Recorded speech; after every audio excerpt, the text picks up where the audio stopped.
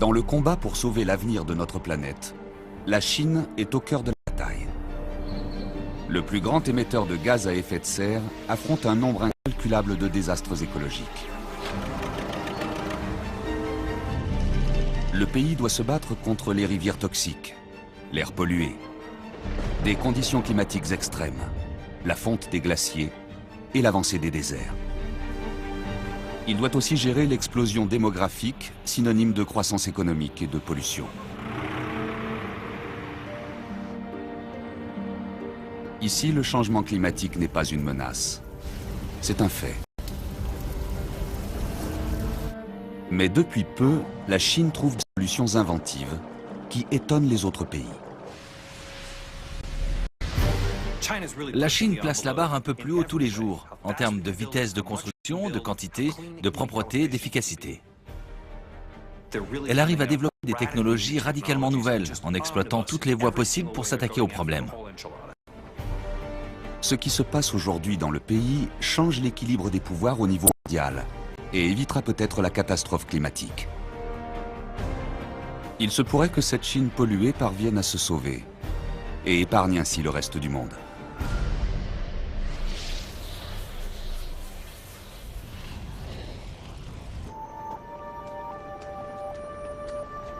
Pour comprendre l'étendue des problèmes, il faut se souvenir de la taille de la Chine. 1 humain sur 5 y habite. C'est plus que les populations de l'Amérique du Nord et de l'Europe réunies.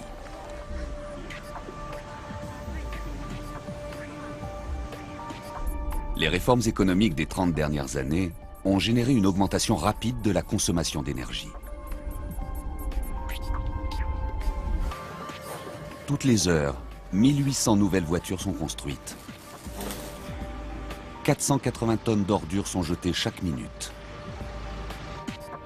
Et 100 tonnes de charbon sont brûlées toutes les secondes. Mais un Chinois moyen utilise à peine un 1/5 de l'électricité consommée par un Américain. Si tous les Chinois passaient au style de vie des États-Unis, la note énergétique exploserait.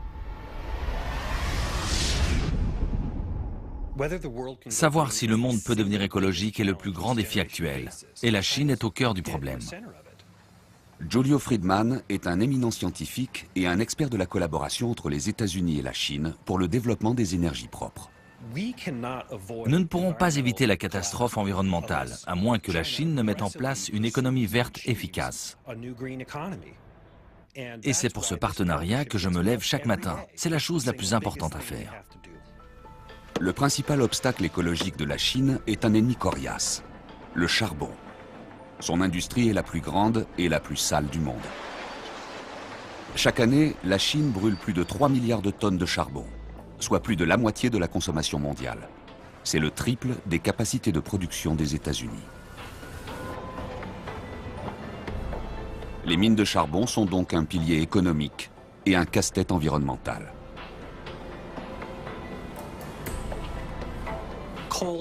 Le charbon est la colonne vertébrale de l'économie chinoise. C'est 70% de leur énergie. Ils ont les 3e plus grandes réserves du monde après les États-Unis et la Russie. C'est dans leur héritage, ça leur appartient. La combustion du charbon asphyxie les villes chinoises, au même titre que le mercure et d'autres produits toxiques contaminent les rivières et la terre. Plus de 200 millions de Chinois habiteraient dans des villes avec un niveau de pollution alarmant, voire très dangereux.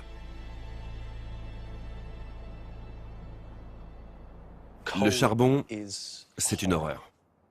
Mais c'est bon marché et il y en a plein. La Chine produit désormais un quart des émissions de gaz liées au changement climatique, ce qui augmente la température globale de la Terre. La combustion du charbon est la première source d'émissions de gaz à effet de serre. Si nous n'arrivons pas à résoudre cette question, nous aurons de vrais problèmes pour la planète et pour l'atmosphère.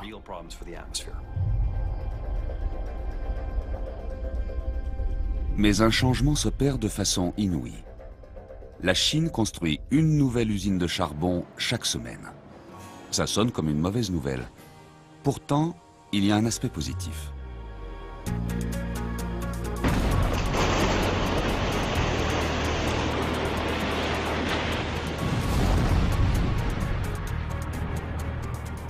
Le bon côté, c'est que ces centrales sont équipées de technologies ultramodernes. Et elles sont bien plus performantes que les vieilles usines polluantes.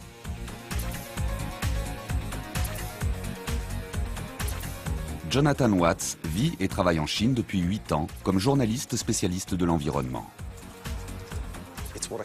C'est ce qu'on appelle une campagne d'élimination des cheminées. Au lieu d'avoir 20 petites cheminées, vieilles, inefficaces et très polluantes, on en a une seule, très grande, qui surplombe une usine à charbon très rentable. Mais ce n'est pas assez. L'appétit de la Chine pour l'énergie grandit si vite que remplacer les anciennes usines n'arrêtera pas la montée des émissions de carbone. L'efficacité génère des gains, mais ils ne font pas le poids face à l'expansion économique.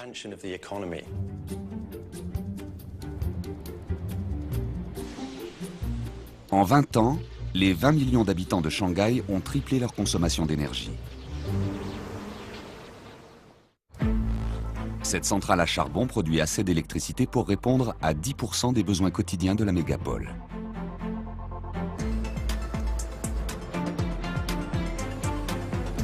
La combustion du charbon dégage quelques 16 millions de tonnes de dioxyde de carbone par an.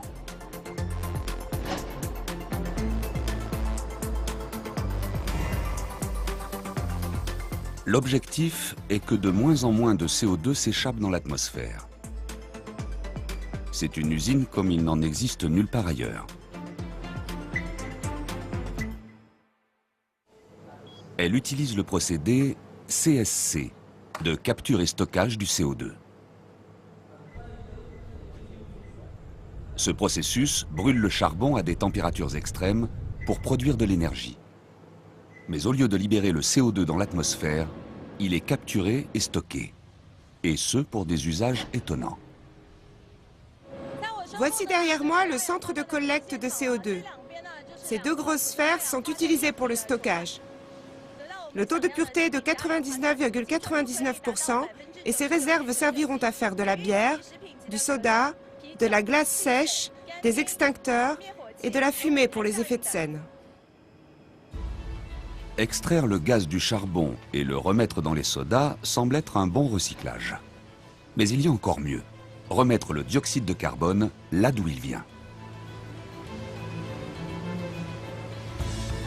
Seulement 1,5% du CO2 de cette usine est utilisé pour le soda et la bière, ce qui en laisse encore beaucoup à recycler. Le reste sera transporté par pipeline et stocké dans des formations géologiques profondes ou dans des vieux champs de pétrole et de gaz. En le remettant là d'où il vient, le CO2 peut être stocké en permanence dans le sol.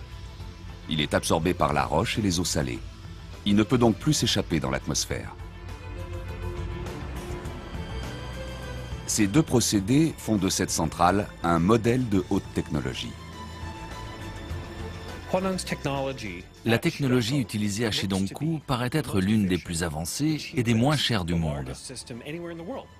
On dirait qu'ils y ont développé un système d'envergure inégalé. Inégalé, mais pas encore parfait. L'usine de Shanghai laisse toujours s'échapper de l'oxyde d'azote, du mercure et d'autres particules qui polluent les rivières et le sol.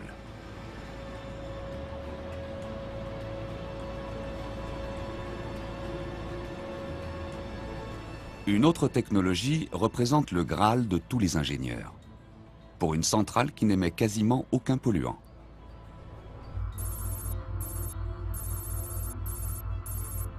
C'est le CCGI, le cycle combiné à gazéification intégrée. Depuis 10 ans, plusieurs pays font la course pour être les premiers à construire ce genre d'usine à zéro émission. Cette supercentrale, dotée d'une quarantaine de processus uniques, serait 2 fois plus performante qu'un modèle conventionnel. Ce serait un lieu tout en un, qui traiterait son CO2 et ses autres émissions polluantes au même endroit. Ce serait une centrale de capture et stockage du CO2 gonflée aux hormones. Mais au début, la Chine était hors compétition. Il y a 10 ans, les États-Unis ont proposé une idée d'usine, la centrale du futur. Mais cette usine, appelée Futurgen, est resté à l'état d'ébauche à cause des dépassements de budget. Finalement, les États-Unis ont décidé de ne pas construire la centrale. Mais au même moment, les Chinois ont lancé leur projet appelé GreenGen.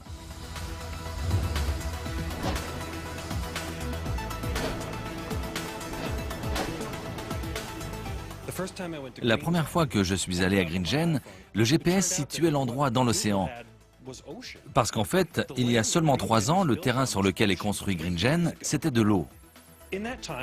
Entre-temps, ils ont apporté de la terre et toute la machinerie pour construire une usine de dernière génération, qui fonctionne aujourd'hui. C'est incroyable. Le projet de la centrale chinoise a été lancé en 2005 et elle a été mise en route en août 2011. Les États-Unis, de leur côté, accusent encore du retard.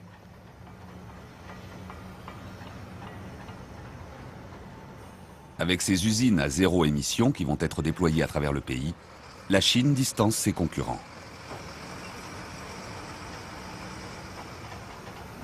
Giulio travaille avec la compagnie d'énergie chinoise ENN sur une technologie qui les emmène encore plus loin dans l'expérimentation scientifique.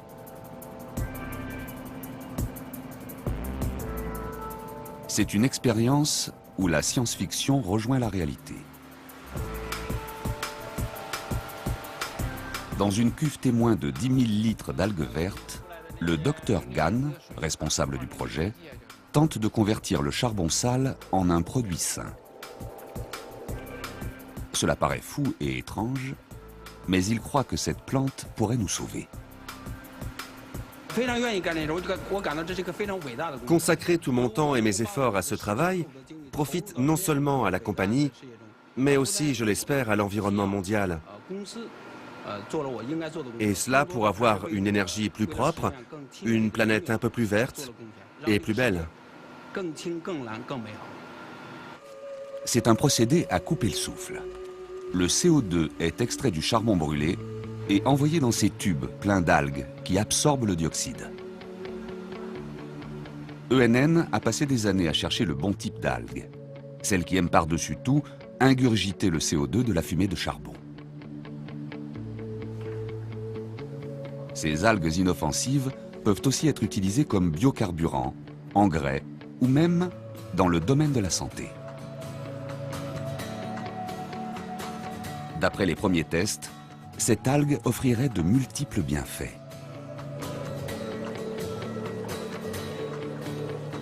En 2012, la taille de ce dispositif doit être multipliée par 1600, soit une superficie équivalente à 155 terrains de football.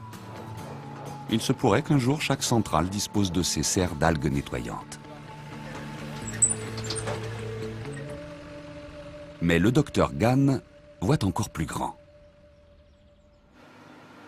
Après avoir fait quelques calculs, nous avons constaté que si nous pouvions couvrir seulement 12% des déserts mondiaux avec des usines à algues, ce serait suffisant pour résoudre tous les problèmes d'émissions de CO2. Ce n'est qu'une théorie, mais elle montre l'ambition de certains scientifiques chinois. Si une technologie de ce genre peut être commercialisée, ses bienfaits et ses profits pourraient s'étendre au reste du globe. En Caroline du Nord, aux États-Unis, Jim Rogers est le PDG de Duke Energy. C'est un partenaire clé de la firme chinoise ENN. Et cette algue est le symbole de leur relation florissante. L'approche de Jim Rogers dans tout cela a véritablement été celle d'un visionnaire. Jim Rogers dirige l'un des plus gros fournisseurs d'électricité américains. Il voit l'essor de la Chine comme une opportunité. La coopération profite aux deux pays. Cela fait avancer les nouvelles technologies plus vite que n'importe où dans le monde. À long terme, cela réduira le coût pour les consommateurs ici, aux États-Unis. Mais le charbon propre n'est qu'un aspect du problème. Ce dont le monde a désespérément besoin, ce sont des énergies renouvelables qui éviteront les conflits pour les ressources fossiles.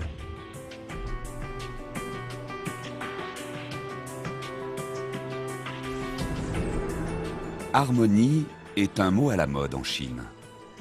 Un fabricant prend ce concept au pied de la lettre, avec au menu des aires de musique pour les employés chinois et des postes pour du personnel américain.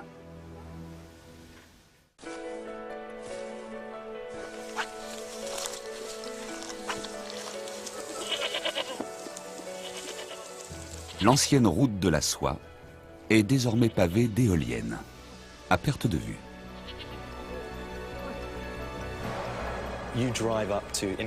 Si vous conduisez jusqu'en Mongolie intérieure, vous serez certainement pris dans un embouteillage derrière un convoi d'éoliennes. C'est vraiment spectaculaire. Le monde prend conscience de la catastrophe climatique à venir. Il nous faut trouver un moyen de se passer des énergies fossiles.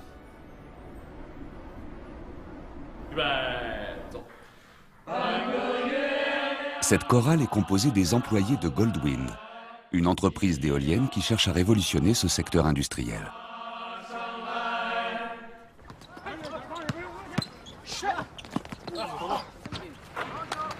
Wu Gang est un PDG motivé. Il encourage la musique et le sport, se rend au travail à vélo et supervise l'essor de l'entreprise. Présente sur tous les continents, la firme est l'un des plus gros fabricants d'éoliennes du monde.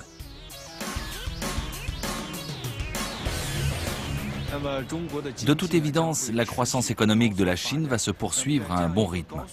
Et nous allons avoir besoin de plus en plus d'énergie.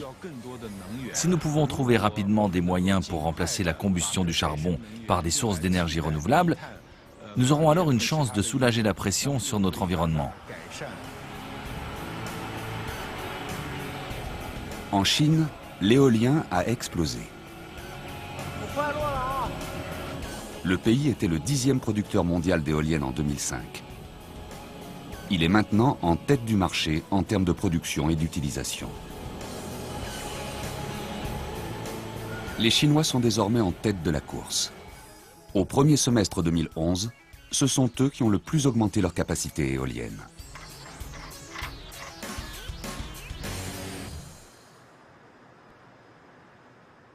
Le plus grand parc éolien du monde se trouvera dans le nord-ouest de la Chine, dans la province du Ganzhou. Il sera le premier d'une capacité de 10 gigawatts et 12 fois plus vaste que le plus grand parc actuel situé au Texas. La Chine en construit 7 autres de cette taille. Les récentes éoliennes installées dans ce nouveau parc sont un bon indicateur de la démesure. Elles représentent à elles seules 3 fois plus de capacité que la totalité du parc éolien américain. Xiao Yuan est ingénieur. Il se rend souvent aux 4 coins du pays, en quête d'inspiration pour innover. J'ai étudié l'énergie éolienne à l'université, donc je suis arrivé ici naturellement. Et ce sont les promesses de cette technologie qui me font rester. Comparé au charbon ou au pétrole, c'est propre, c'est nouveau et en pleine expansion. Je travaille ici depuis 5 ans. Chaque année, la compagnie double sa taille. L'industrie éolienne en Chine se développe au même rythme. C'est une voie vraiment exaltante. Ces turbines sont tout simplement gigantesques. Ce sont les pyramides des temps modernes.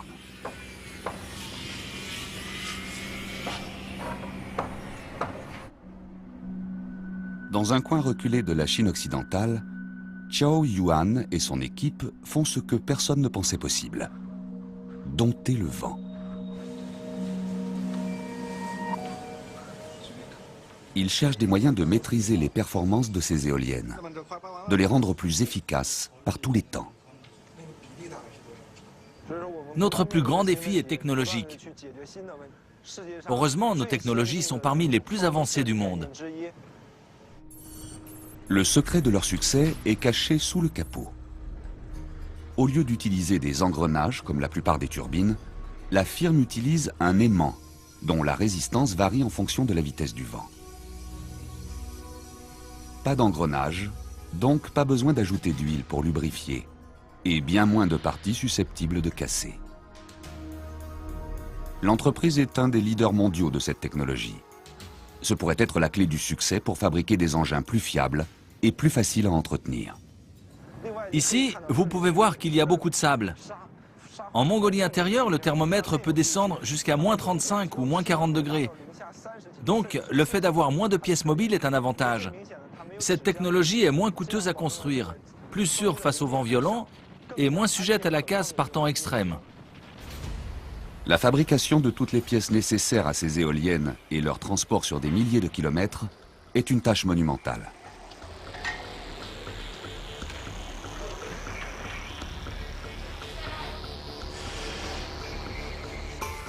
Mais les Chinois ne s'en occupent pas seuls. Pour ces éoliennes chinoises, la société utilise des pièces américaines et s'est donc installée aux États-Unis.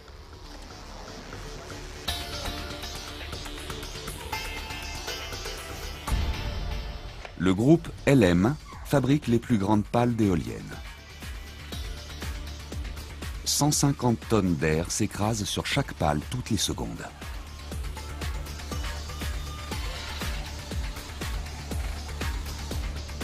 Goldwyn achète ces pales. En fait, 50 à 80% des pièces des éoliennes situées aux États-Unis sont construites sur place. Cela veut dire plus d'emplois pour les travailleurs locaux. À moyen terme, le but de Goldwyn est de fabriquer aux États-Unis 80% des turbines destinées au marché américain. Nous avons environ 450 personnes sur ce site. Je suis en charge de Grand Forks, dans le Dakota du Nord. Nous sommes l'un des plus gros employeurs de la région.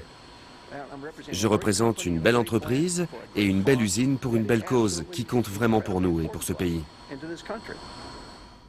Pendant longtemps, les entreprises chinoises ont été accusées de voler des idées et des emplois à l'Occident. Wu Gang a réfléchi à la question. Ces dernières années, nous avons vu de plus en plus d'entreprises américaines venir en Chine. Et nous avons utilisé de nombreuses pièces américaines dans nos éoliennes ici. Dans le même ordre d'idées, nous cherchons des fournisseurs aux États-Unis pour les pièces des éoliennes que nous faisons là-bas. Donc c'est vraiment une histoire de coopération entre nos pays.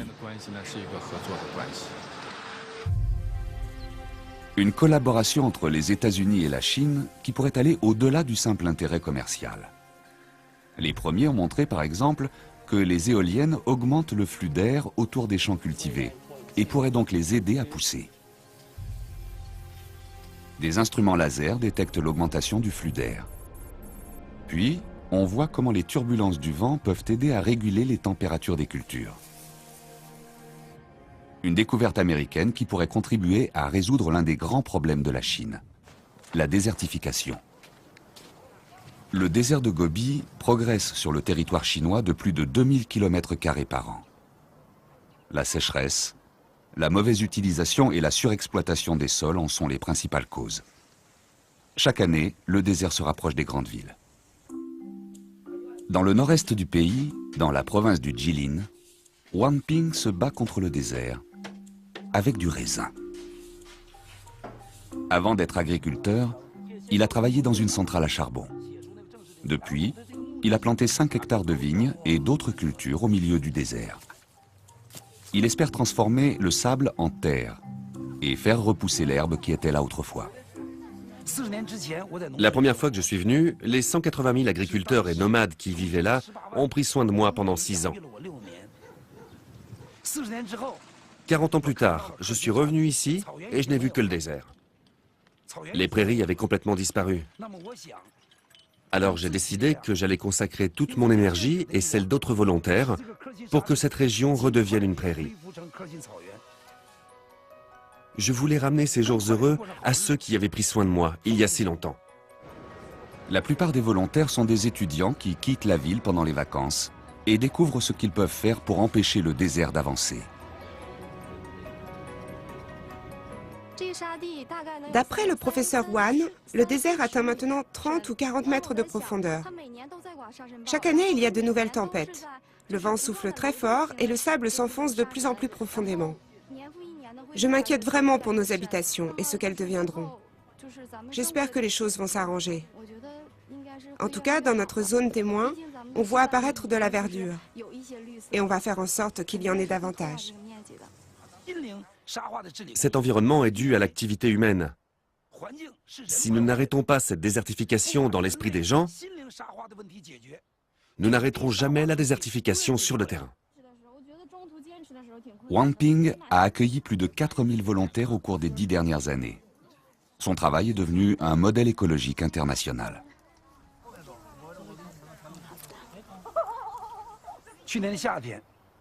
L'été dernier, des étudiants américains sont venus ici comme volontaires. J'ai demandé à l'un d'entre eux ce qu'il répondrait si, de retour chez lui, on l'interrogeait sur l'utilité de notre modèle face à un problème global.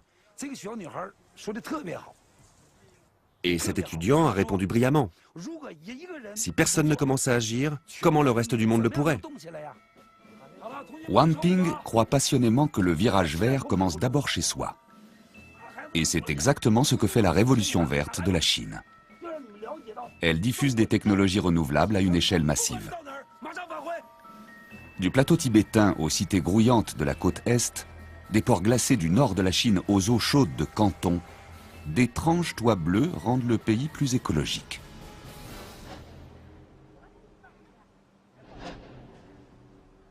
« 145 millions de mètres carrés de panneaux solaires ont été installés rien qu'en 2009.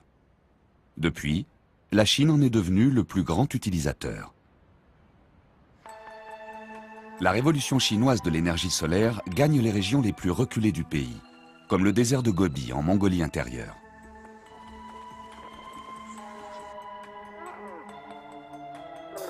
Depuis 2001, Yi Latu, un nomade éleveur de chameaux, utilise des panneaux solaires et des éoliennes pour s'éclairer, faire la cuisine et regarder la télévision.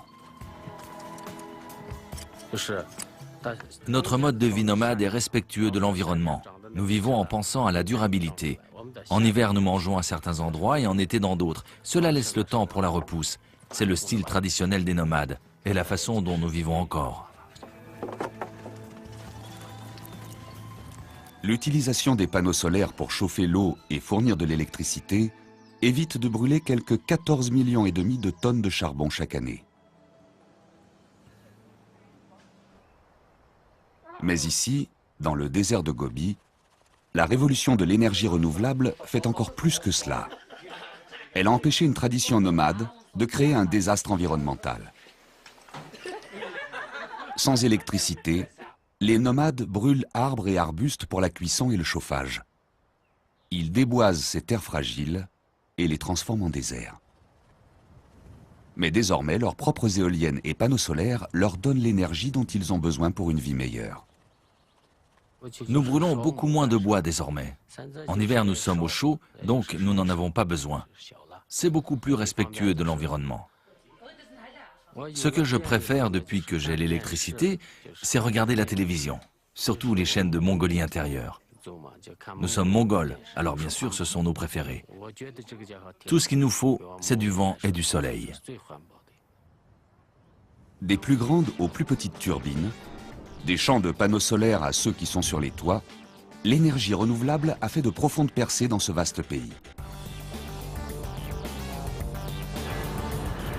Mais la Chine ne peut garantir un avenir vert à moins de relever un défi écologique majeur. Celui de l'extension des villes qui sont les plus polluées du globe. Un quart des villes les plus peuplées au monde se trouvent en Chine. Environ 220 villes chinoises compteront bientôt plus d'1 million d'habitants.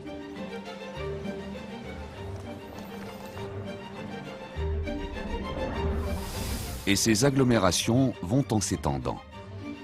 D'ici 2015, la moitié des nouveaux bâtiments construits dans le monde le seront en Chine.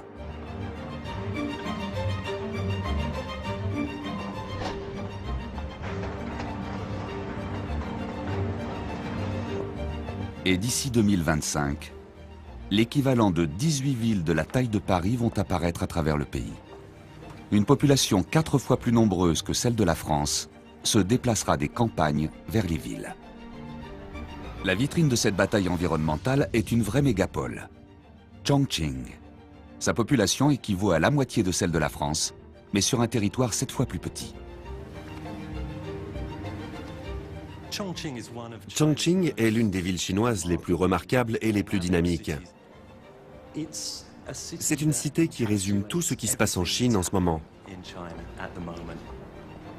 Une croissance très rapide, une population urbaine de plus en plus riche, désireuse de profiter d'un mode de vie occidental, et un flux constant de gens qui viennent de la campagne. Les gratte-ciels sont partout où vous regardez et l'augmentation du trafic est considérable.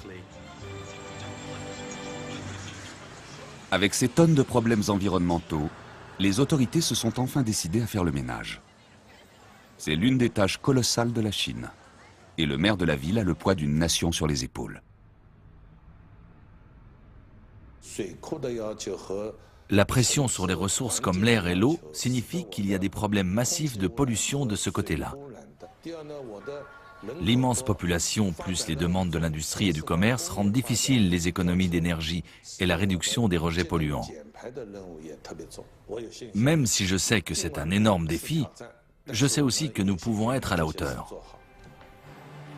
Barbara Finamore travaille pour le groupe américain NRDC, le Conseil de défense des ressources naturelles.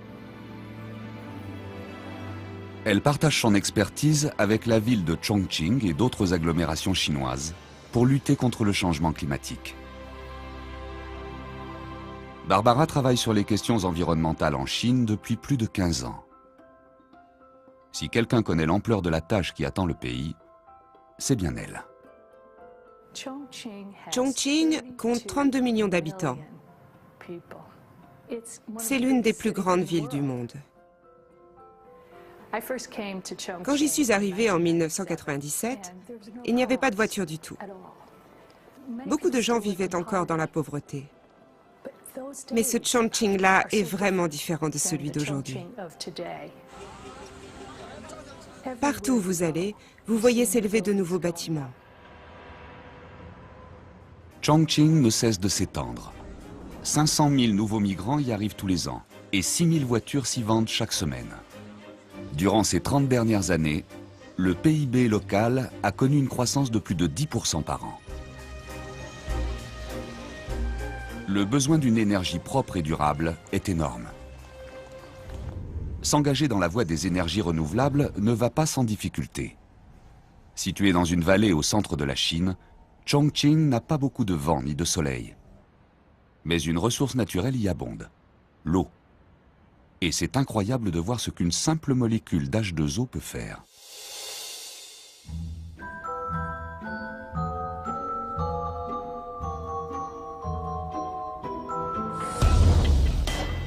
Le grand théâtre de Chongqing se dresse au confluent de deux fleuves importants.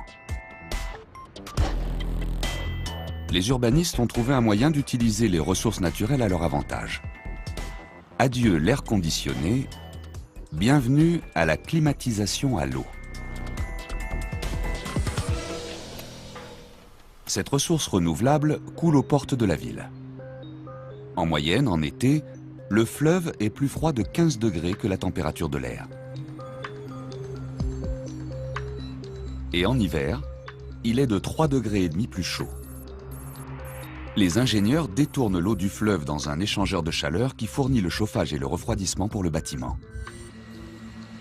Diffuser l'eau à travers l'édifice permet d'économiser des quantités incroyables d'énergie toute l'année. De mon point de vue, on n'a qu'un seul essai pour construire une ville. On doit saisir cette occasion pour bâtir une cité à faible émission de carbone, une ville écologique et durable. Nous devons léguer une belle ville à nos enfants. Pour nous, Chongqing est un laboratoire d'innovation. On y développe des énergies et des technologies propres. Le chauffage du grand théâtre par le fleuve est un franc succès, et le plus grand du genre dans le monde. Il est prévu que les habitations bénéficient de cette technologie, ce qui éviterait la combustion de milliers de tonnes de charbon par an. Mais ceci ne résout qu'une partie des problèmes de Chongqing. L'industrie est une source majeure de pollution, un legs de l'histoire locale. Dans les années 1960 et 70, les dirigeants chinois craignaient une attaque aérienne de l'URSS. Ils ont donc donné l'ordre de cacher les usines stratégiques dans les montagnes. Elles sont devenues le centre industriel du pays. Mais elles ont mal vieilli et ont laissé un air saturé de polluants. Aujourd'hui, ces mêmes usines promettent un avenir plus propre.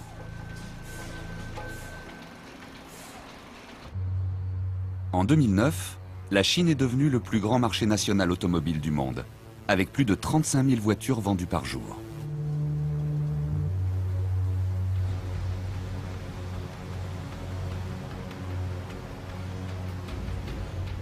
Chongqing est la capitale chinoise de l'automobile. Et ces deux grands constructeurs montrent la voie dans le domaine de l'éco-conception.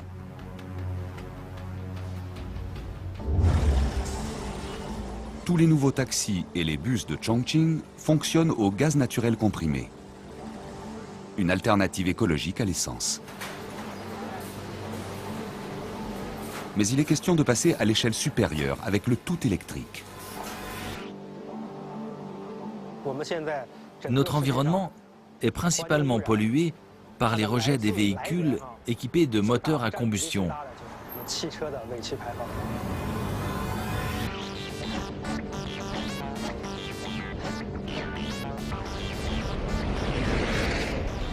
À terme, le marché n'autorisera que des véhicules 100% électriques. Les voitures hybrides ne seront là que pour dépanner.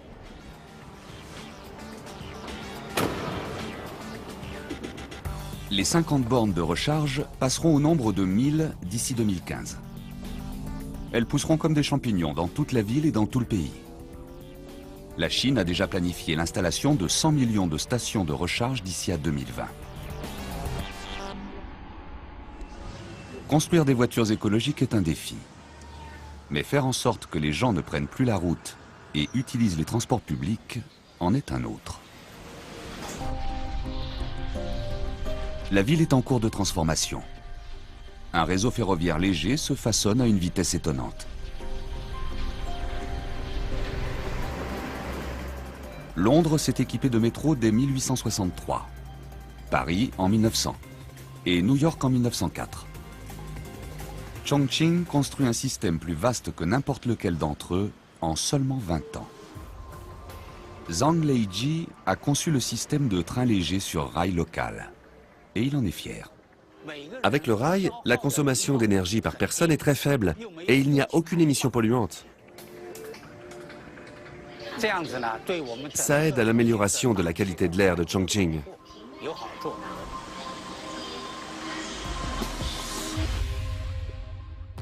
L'ampleur des constructions à venir est impressionnante. Les urbanistes doivent agir rapidement.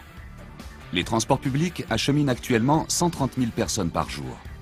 Mais d'ici à 2020, il va falloir passer à 10 millions.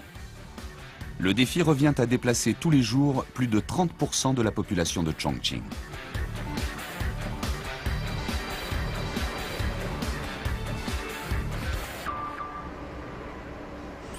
Il faut donc un équipement solide. Cette machine à forer des tunnels perce les montagnes à une cadence de 30 mètres par jour, non-stop.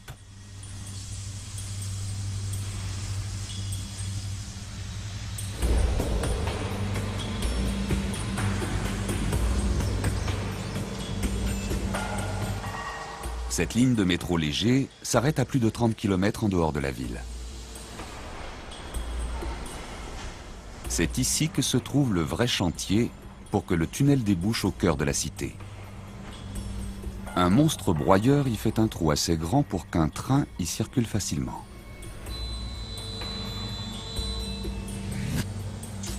À l'avant, la tête coupante tourne et déblaye la terre et la roche. Les ouvriers chargent les décombres dans de grands conteneurs, puis positionnent les plaques pour renforcer les murs.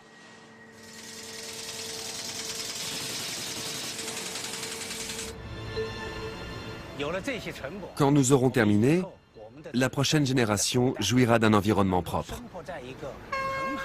Et vous verrez que le ciel redeviendra bleu. À Chongqing, même la bière est verte. La brasserie locale agit à sa façon pour l'environnement. 4,5 millions de bouteilles sortent de cette usine chaque jour. Liu Qi, est chargé de rendre la bière écologique. Il se sert de la vapeur issue du processus de fabrication pour alimenter l'usine. De cette façon, il économise de grandes quantités d'électricité. Selon lui, le taux d'économie d'énergie pour l'ensemble de l'usine atteint les 92%. On peut recycler tous les déchets d'énergie de la brasserie. On les utilise entre autres pour chauffer et refroidir les systèmes.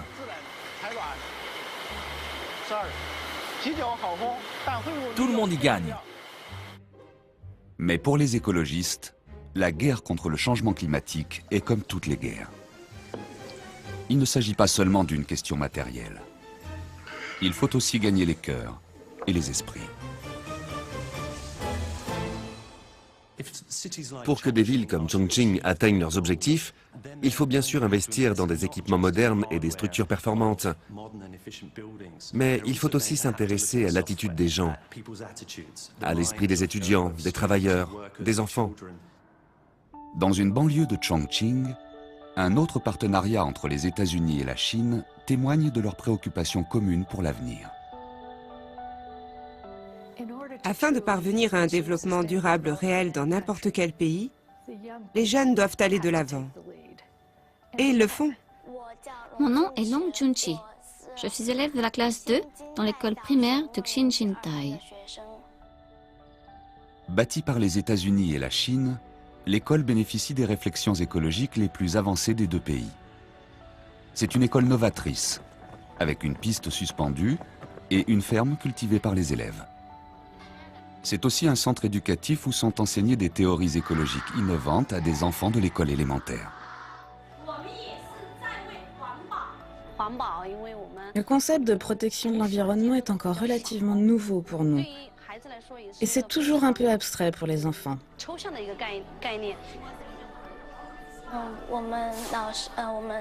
Nous prenons des cours d'écologie.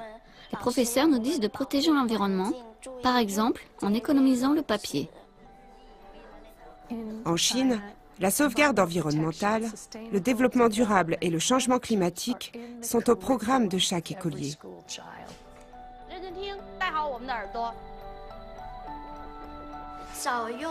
J'essaie d'utiliser moins de choses jetables, moins de gobelets en papier, moins de baguettes et toutes ces choses-là.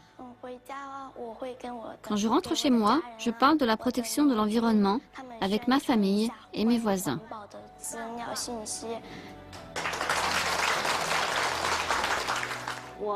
En enseignant aux enfants, j'espère influencer un large groupe de personnes.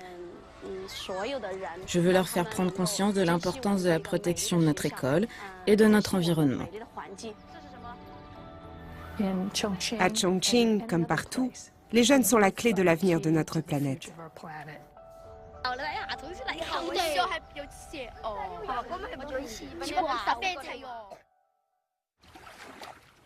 Mais de tous les défis écologiques que ces enfants affrontent, le plus grand sera de préserver suffisamment d'eau potable. La Chine est au bord de la crise. C'est une question de survie. Sans eau propre et abondante, la Chine est condamnée. Un homme prétend avoir la réponse à cette terrible menace. Il veut partager sa méthode, qu'il appelle « Grand Pied », avec le reste du monde.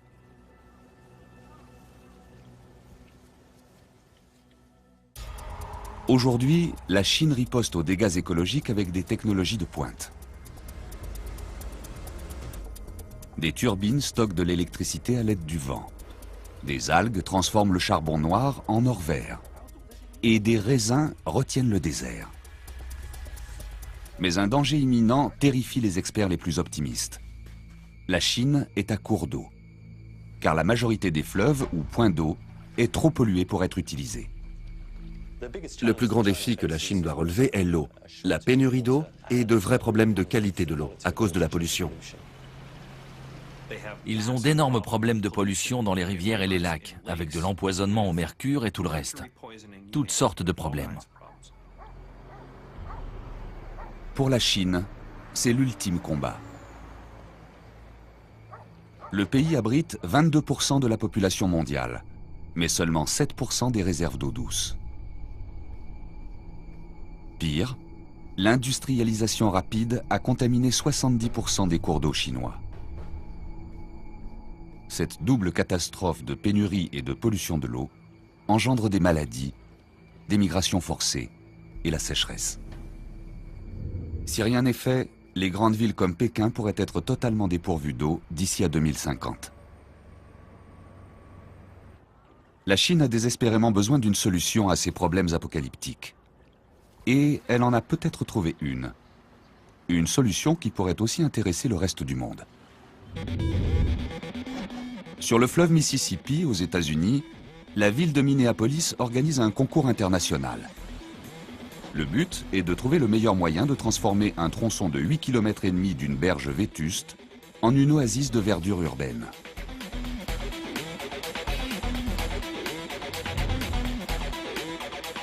La ville est prête à dépenser 800 millions d'euros sur 5 ans. Parmi les propositions, un projet chinois imagine de remplacer le béton des berges par des plages de sable avec des allées aériennes le long du fleuve. L'industrie locale agirait en harmonie avec la nature.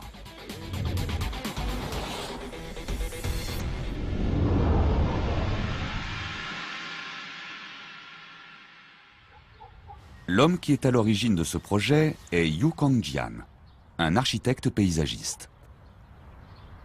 Sa philosophie typiquement chinoise pourrait bien déclencher une tempête. Tour à tour philosophe, éco-architecte, homme du peuple, pour lui, tout tient en 2 mots, grand pied.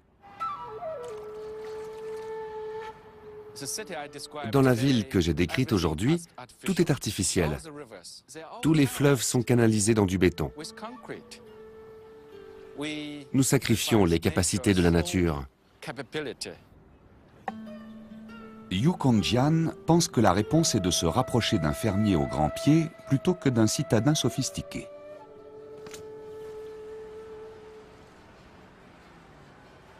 Il croit que nous avons tout à gagner à laisser les ressources naturelles suivre leur cours, au lieu de forcer la nature à cadrer artificiellement avec notre mode de vie moderne. Les grands pieds, ce sont les pieds d'un fermier ou ceux d'une fille de paysan. C'est une question de survie. Comment rendre l'eau utilisable, mais en même temps garder un système d'eau durable? En d'autres termes, comment utiliser la nature pour la nettoyer? Yu Kongjian a appliqué sa philosophie des grands pieds pour assainir les cours d'eau pollués de Chine, comme à Shanghai. La rivière est fortement contaminée. On ne peut même pas y toucher. Nous avons donc essayé d'utiliser ce paysage pour nettoyer l'eau. Ce procédé naturel est conçu pour traiter une eau très polluée et la transformer en eau de baignade. Le principe est simple. L'eau de la rivière s'oxyde à travers une cascade, puis les plantes la filtrent naturellement, enlèvent les métaux lourds, l'azote et le CO2. Un parfait exemple de nature qui suit son cours.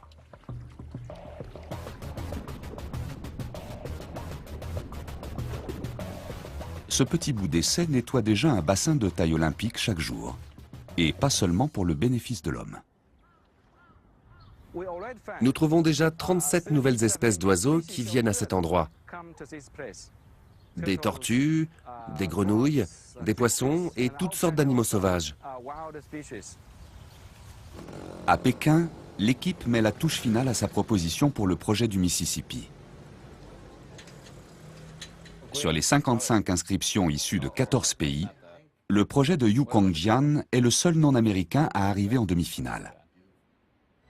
Maintenant, après plus de 1000 projets dans 130 villes chinoises, il se prépare pour l'une des épreuves les plus difficiles de sa carrière. J'ai rencontré le Dr Yu plusieurs fois. Ce qui m'impressionne le plus dans son travail, c'est sa manière d'amener les gens à transformer leur point de vue pour qu'ils soient prêts à faire ces changements.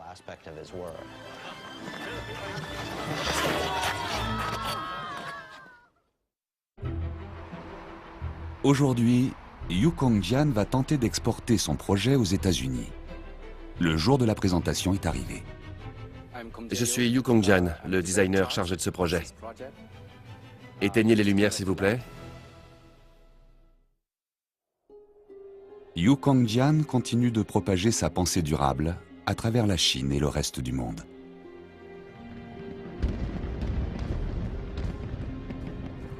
Comme tous les pionniers, il fait preuve d'innovation. Ses idées font voler en éclats la pensée conventionnelle, s'étendent au-delà des frontières et les abolissent. Ce n'est pas avec de grands barrages et de grands bâtiments que nous devons montrer au monde notre puissance.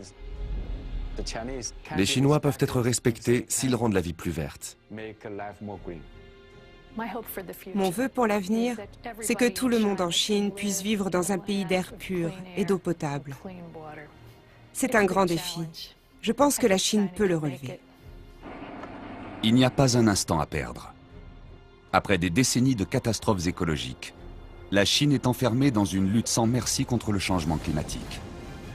Et elle compte, entre autres, sur les États-Unis pour la rejoindre dans ce combat. Je ne pense pas que le monde puisse être sauvé sans la Chine. Nous sommes vraiment dépendants. Je pense que la Chine est en prise avec le reste du monde d'une manière intégrale. C'est un effort considérable pour repousser les frontières de la science énergétique et de la vie écologique. Et cela influencera le sort de l'humanité. Si la Chine réussit, d'autres suivront. Si elle échoue, nous en subirons tous les conséquences. Le combat pour l'avenir de notre planète ne fait que commencer.